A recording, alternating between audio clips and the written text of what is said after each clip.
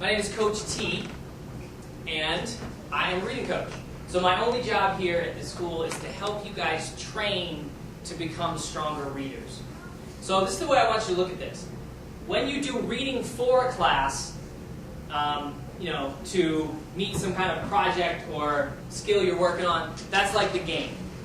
Okay? This routine is like specific training. So in high school, I played soccer. Okay, and my position was goalie. All right, love being a goalkeeper. Except that one of my weaknesses, who can guess what it is? Somebody who understands goalkeeping, just looking at me. What is a weakness right off the bat that I have as a goalkeeper? Yeah. Short. Yeah. I prefer not tall, but let's go with short. All right, so yeah, I'm not tall. So I knew that if I was going to be able to compete in the soccer game, just like I want you guys to be able to compete in the reading game, I was going to need to do some specific targeted training. So I did plyometric training, which is specific exercises to improve the fast twitch muscles in your legs that allow you to jump quicker and thusly higher. I wore these like crazy shoes, I was jumping off boxes, I was doing all kinds of wacky stuff because I knew that it was going to help me improve my soccer game. So the metronome training, have you guys started kind of using the metronome a little bit in this class? We've done it twice, but Twice. They've got it. Yeah, and then last year you guys did some of this training as well. So this very targeted, specific training is like plyometric training that I did for soccer and jumping. It's going to get your reading stronger, in this case more fluent. I'm going to start with the 4 things I wish I knew when I was learning to read in school. 1, nobody is born knowing how to read, just like nobody is born knowing how to play soccer. It's something that needs to be completely built. All right, and that's why you're here. 2, there are at least 30 parts of the brain that all work together to make reading happen. 30. And most of them need to be done automatically, right? So, what is the substance that makes the connection in the brain move faster? So you guys remember this. Miss Hickman talked about this with you just yesterday, right? Tuesday. Yes. Yeah. Begins with an M. Oh, You got it? Myelin. Perfect. Nice job. Myelin. If you guys want to be good at anything in your lives, knowing myelin is going to help. It's what allows the signal through the neurons in the brain to move faster. So we know that there are 30 parts that need to all work together between the eyes and the brain. And myelin is a substance that makes it move fast. What should be there? This is going to get repetitive. Nice. Myelin can be built through practice. It's not like, oh man, I got no myelin, so I'm kind of, out of luck there. Myelin is built through practice. All right? But myelin is only built when I am in the, I like that. A lot of people said reading gym. You said reading zone. I heard that over here. Let's put a different word in front of reading. It's a zone. Yes, myelin is only built when we are in the training zone. All right? Now, the reward. All right. And number 4, the 4th thing, is the reward for working hard to build all these circuits. And you can't see it now, but I'll just tell you. So, the reward for working hard to build this whole reading circuitry is the ability to think in new, different, and creative ways. What scientists now feel is that in the process of human evolution, it's when we learn to read that humans develop that ability to think differently, to think creatively. So literally, your reward for working hard, staying in the training zone, is this ability to think in new, creative ways, because stronger reading equals stronger thinking.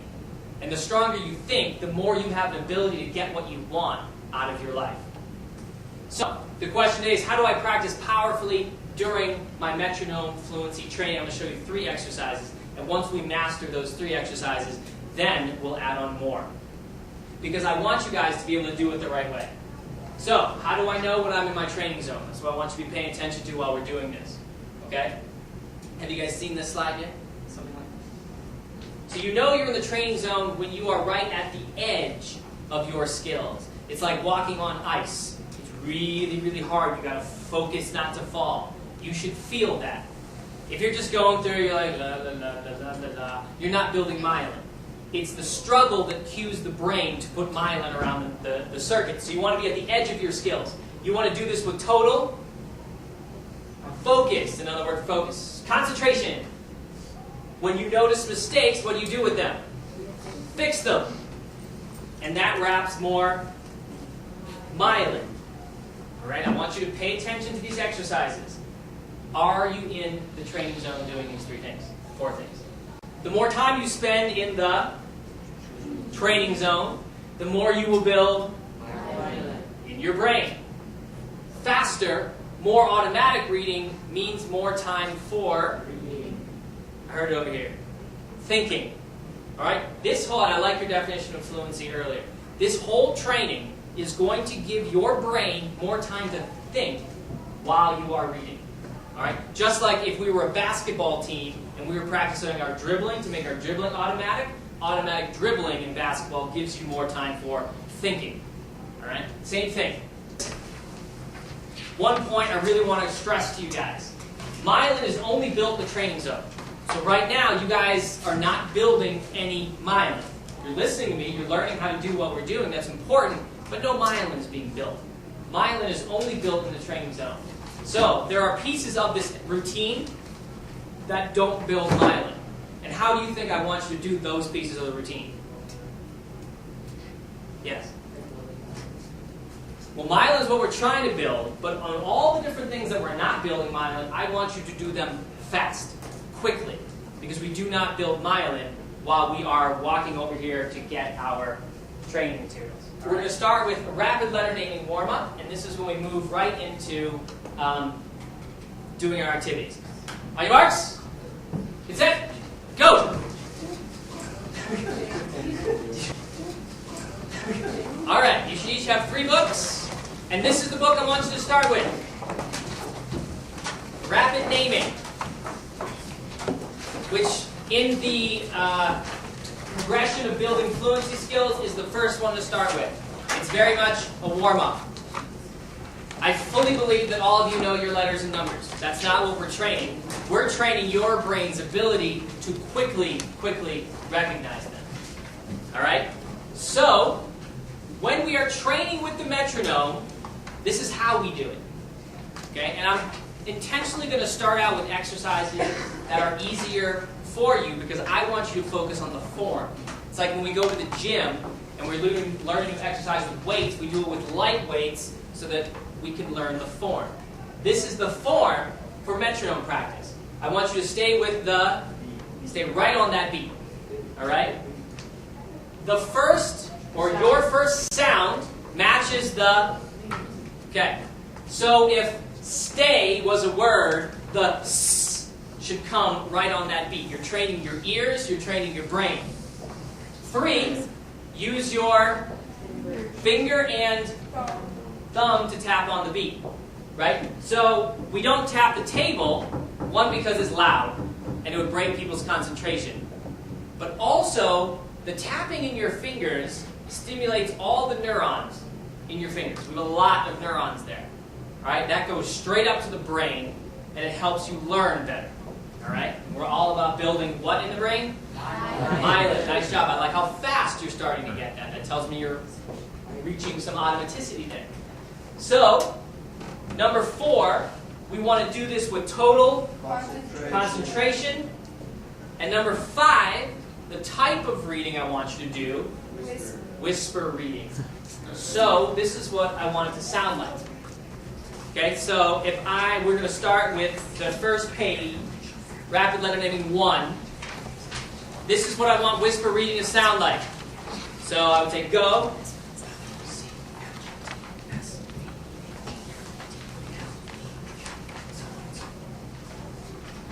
It's loud enough for me to hear it because I want you to be able to hear the sound so you can match it to the metronome, but it's not so loud that it screws up other people. We're going to do 3 rounds with the metronome, which is usually how we do it. We start with the kind of the warm-up round, we do a medium round, and the challenge round is when I want it to feel hard. I want you to be struggling to keep up with this metronome during a challenge round. Alright. Whenever we're following this thing, the first thing we do is tap to it. So I want you to tap to this beat, and I want you to stare at your fingers and make sure they're doing it on the beat. You're coaching yourself now. Are your fingers on the beat?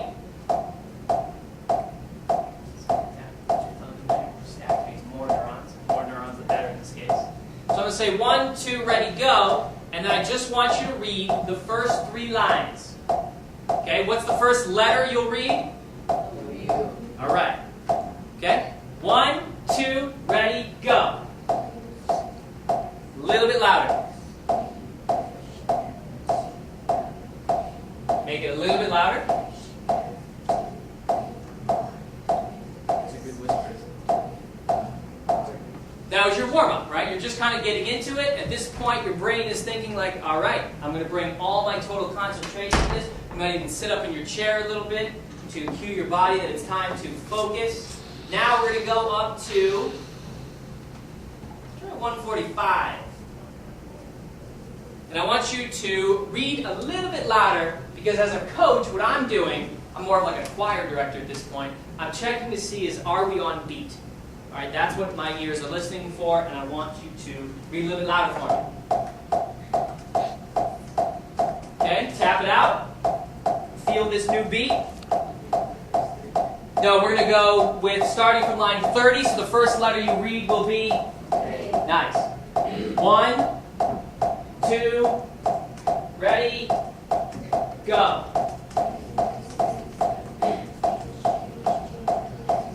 A little bit louder.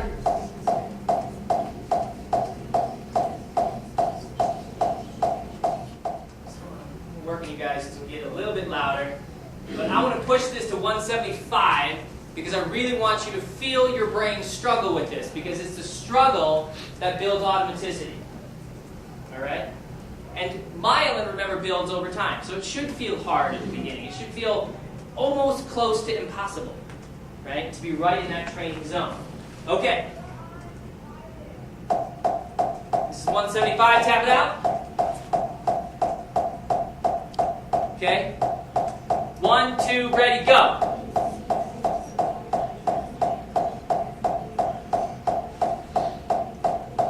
A little louder.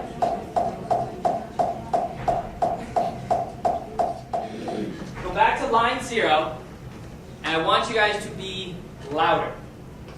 Let's do the first 5 lines at 175, because as a coach, what I'm trying to gauge is this too fast, or is this a good speed?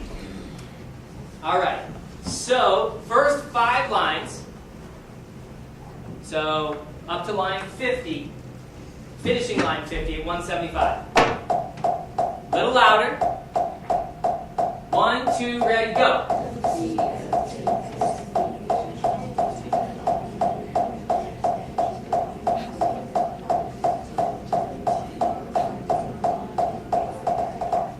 Okay, so each exercise has a goal, right? Whenever you are training, it's good to have these little goals. Your goal for this first sheet is to be able to read it in 1 minute, okay, which we're going to do right now without the metronome. If you can read rapid letter naming 1 in 1 minute, right, you write the date and sheet right there. So let's start there. Write the date and sheet right there on your tracking. And it should say rapid naming progress at the top. The date is the 20th, and you're doing RLN1. And your goal is to see if you can read the sheet in 60 seconds. Okay? I'm going to say readers ready. You guys all say ready. And then I'll say go.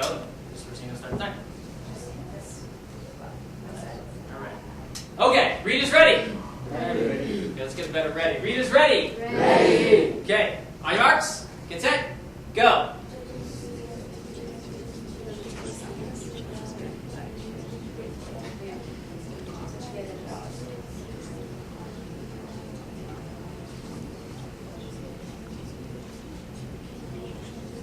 Alrighty, so if you finish that list, how many letters per minute did you read? 120. Everyone see where it says that? That was 120 letters per minute. That's what you would write down under CLPM, correct letters per minute. And if you got that sheet done, check off RLN1. Tomorrow you move to RLN2. We're only going to do rapid naming for the first couple weeks, and then we'll phase it out as we move up to harder and harder exercises. All right, now we move on to sight words. The whole point of this training is to systematically build mind. All right? And eventually you want to shrink that green circle so that most of your brain's energy is used for thinking. All right? So, you guys are your own coach with this. And so thinking about when do I choose to move up to the next sheet is really important.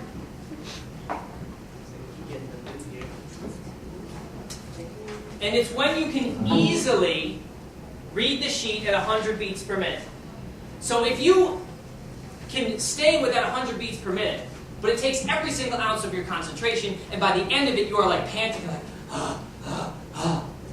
stay with that sheet a little bit longer, because you want it to feel easy. So it's much better, right, to not move up until you're ready. You are your own coach now. All right? Taking the time now to build the stronger connections, that's what's going to pay off in the end. And kind of will be walking around to make sure that you're at that 100 beats per minute. All right. In the reading gym, who are you competing with? Yourself. All right? That is so, so important. Your goal is not to be better than somebody else. Your goal is to be the best reader that you are capable of becoming. All right? Everybody's going to read at different speeds. Everyone's going to progress differently. Your goal is to become the best reader that you are capable of becoming. The way we train on these is always the same. We start out at 40 beats per minute, which is slow. Like really slow. 40 beats per minute is hard to do with all your focus and concentration. But the reason we do it is that it allows your brain to focus on the tiny little movements of the muscles that you use when you read. It's like a violinist, right? And those guys have to move like super fast, but they train by going very, very slow so they can feel all the muscles in their shoulders and their fingers. What muscles do I want you to pay attention to while you're reading? Yeah? Thumb and finger while you're tapping. What else? What other muscles, especially when we're moving slow, do I want you to pay attention to? Yeah? Yes, your lips, your whole mouth. I want you to feel how each word is formed on a very deep level. I want you to feel your jaw here, right? What other muscle do you use when you're reading? It's one of the main ones that Reading Plus is training right now. Your eyes. So I want you to feel your eyes move. Okay? Because it's really easy when we go slow for your brain to be like, this is boring, what am I doing next, blah, blah, blah. It's so easy. But the more concentration you bring, the more what do you build? Myelin. So, first we tap it at 40.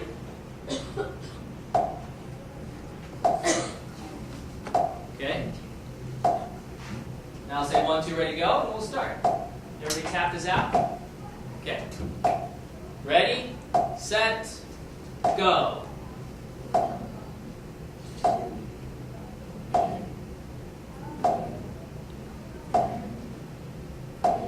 Let's feel those muscles.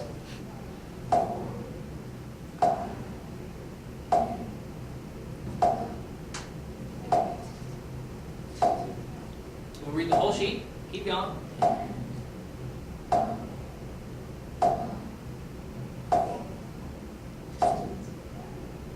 Stay exactly on that beat.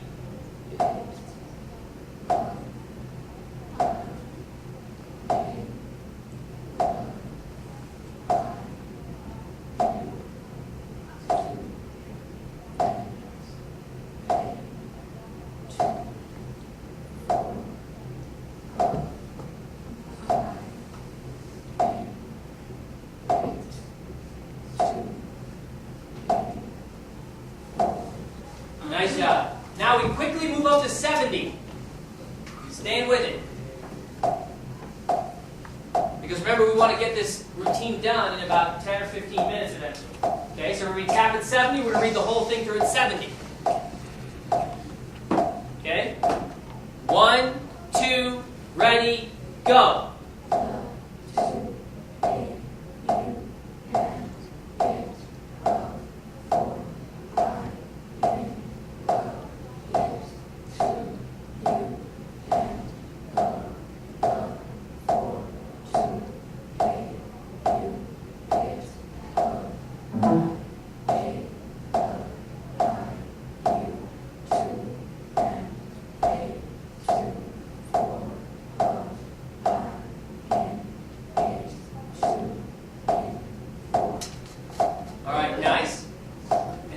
Keeping in that training zone, not losing our focus, we move up to 100.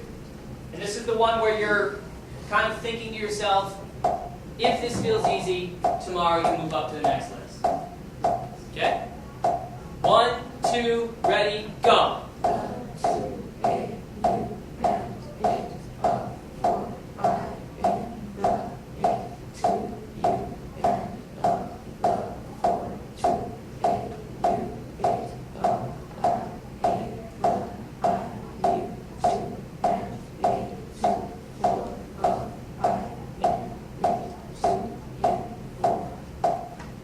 Nice job.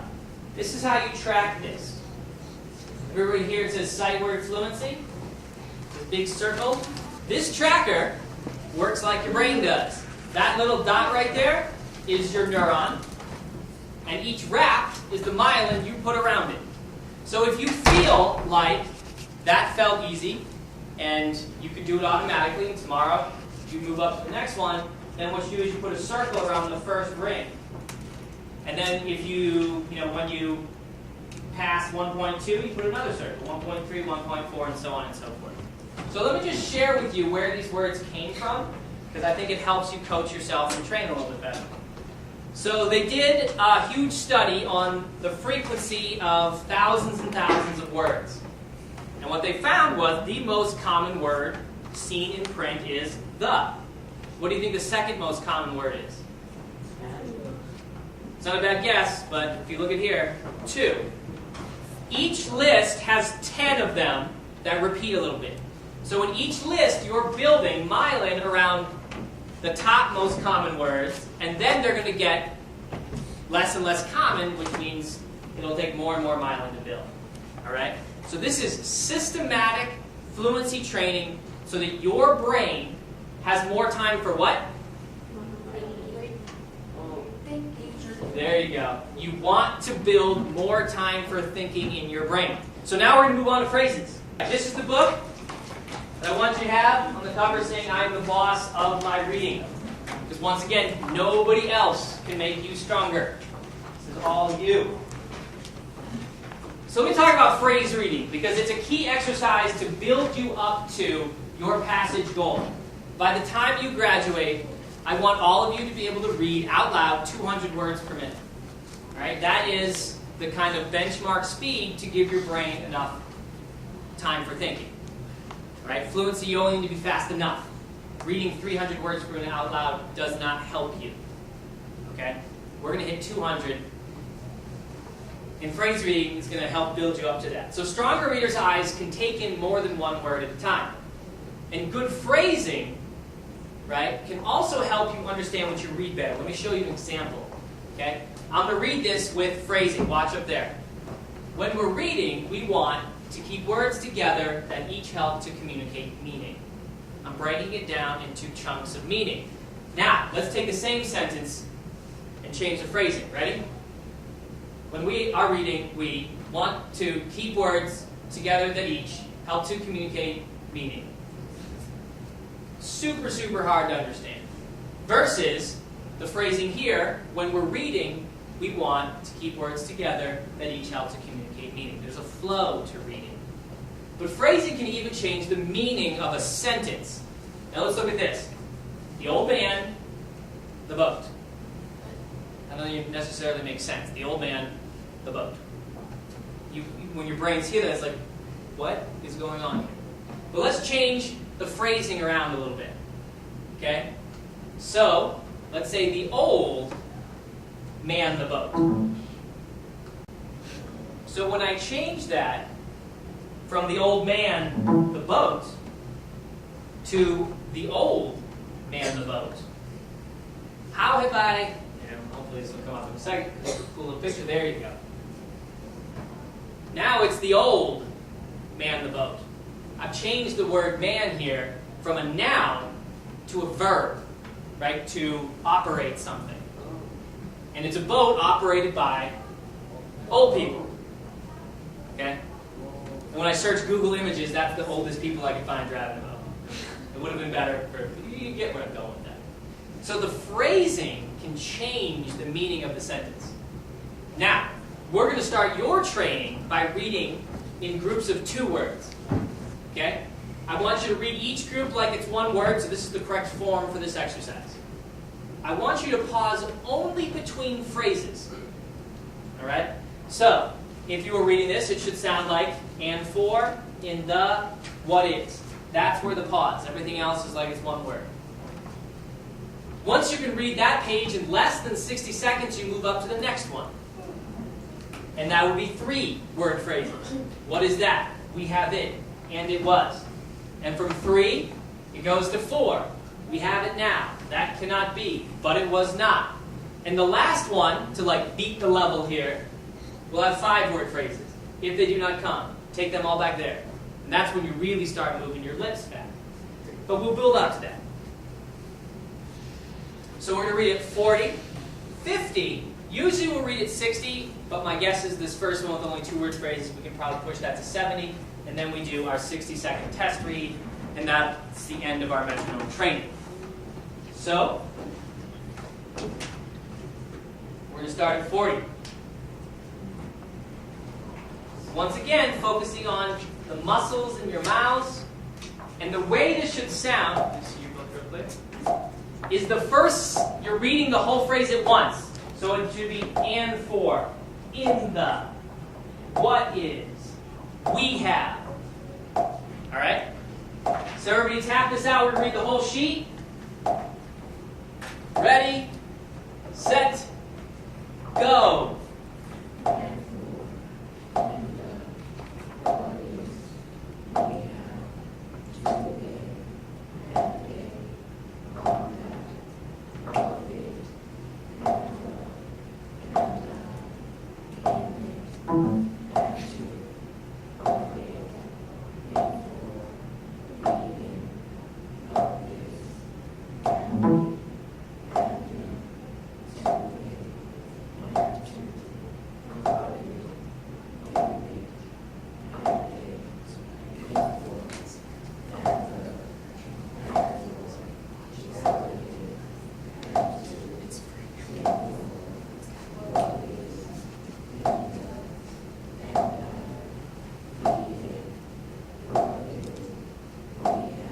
Focus.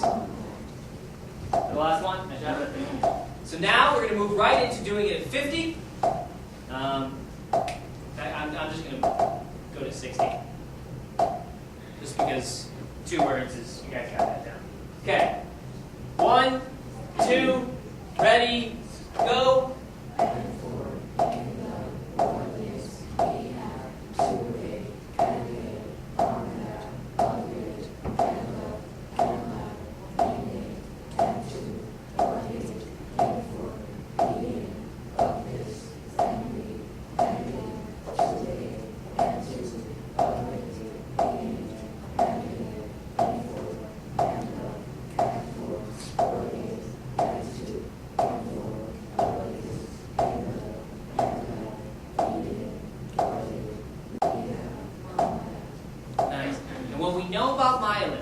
Is in order to build it, you've got to struggle. So as a coach, I'm listening.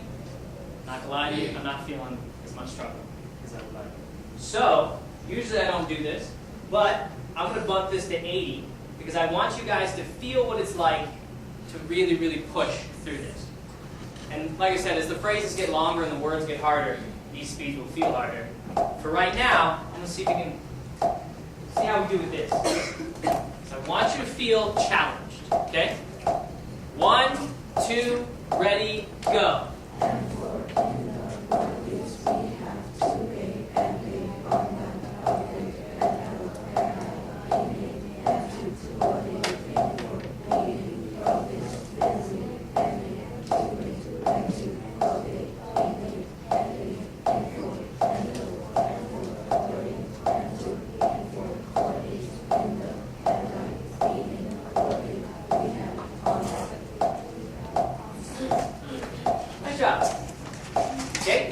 our 60-second mastery read without the metronome.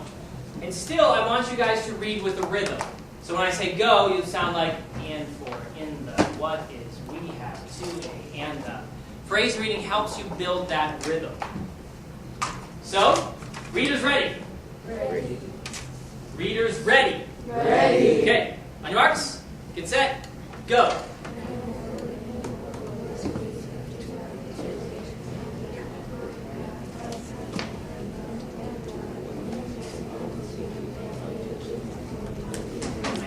So, the way to work is these will get harder and harder and harder. The way you track it is so you have this sheet right here, turn the back of it, date sheet, right, so 10/20, and this was 1.1, and all of you read how many correct words per minute? 72. It's that bottom one. And since it sounds like everybody hit their goal, you would color in the first wrap of the mileage chart. So you're going to be tracking your sight word fluency in addition to your phrases fluency. And what you'll notice is some people will do, the words themselves will be easier. Some people, the phrases will be easier. We are all different. It's this idea that we're going to start with the fundamentals and build your way up. And as you're building your way up, you're going to learn how to effectively train. You're going to really know how to coach your own brain through this. So I wanted to end our little training session here with a story. So, we're in the reading gym. I think it makes sense to tell a story. So I want you, the comprehension or thinking strategy I want you to practice during this is visualization. Okay? So as I'm reading, I want you to develop as clear a picture of this story as possible. Okay, ready? It's called The Butterfly's Lesson. So, after enough time has been spent growing inside its cocoon, a caterpillar begins the tough journey of breaking its way out. After much struggle, a small opening appears in the cocoon. A boy who's passing by notices and sits and watches for the butterfly that will most certainly emerge. For several hours, the butterfly struggles to force its body through that little opening. The boy stays seated, watching, waiting. But then, the butterfly seems to stop making any progress. It appears as if it had gotten as far as it can, and this butterfly cannot go any further. So the boy decides to help the butterfly. He takes a pair of scissors and gently opens the cocoon. The butterfly then emerges easily. But as the boy looks closer, he sees that the butterfly has a big, fat, swollen body and tiny, shriveled wings. The boy continues to watch because he expects that at any moment the wings will open, enlarge, and expand and be able to support the butterfly's body. And then the butterfly would be able to fly. But it never happens. In fact, this butterfly spends the rest of its life crawling around with a swollen body and shriveled wings. It is never able to fly. What this boy, in his kindness and his goodwill, does not understand is that the restricting cocoon and the struggling required for the butterfly to get through the tiny opening are nature's way of forcing fluid from the swollen body of the butterfly into the wings so that it will be ready for flight once it achieves its freedom from the cocoon. Sometimes struggles are exactly what we need in our lives. So why wasn't this butterfly able to fly? Yeah. The stories of that, when it was trying to get out of the cocoon, it was struggling with stuff, but instead of this boy, instead of doing what it's supposed to do, because it needs to struggle in order for it to be instead of that boy cut the cocoon open so that it defeated like the proper challenge. I love the way you said that. It didn't get the proper challenge that it needed. Now, what's the lesson there for you to take away? What's the lesson of this story? Things that could wrap that up for us. us? What's the lesson of this story? Yeah. We need to challenge in order to be successful. There you go. We need to be challenged in order to be successful. The struggles we go through are the very things that allow us to be stronger. So that's what I hope for you all. That in the training in the reading gym, you have a chance to struggle and build myelin in your other classes, in your lives, because it's the struggle that you go through that's going to allow you to get stronger. So let's move toward putting materials away. So pack them up, and our goal will be to put them back in 1 minute.